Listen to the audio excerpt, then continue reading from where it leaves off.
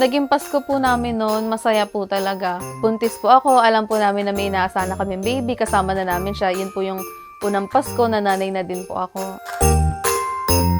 Malaki po yung naging preparasyon namin dahil miracle baby siya. Gusto namin ibigay lahat sa kanya.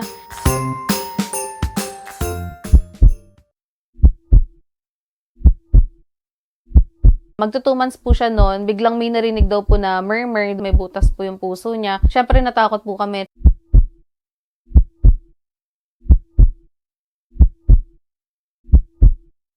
Anytime pwede siyang mag-collapse, anytime pwede siyang mag-bleeding, magka-infection. Ayun po yung mga risk po na hindi po basta-basta nawala sa isip ko nung gabi bago siya operahan.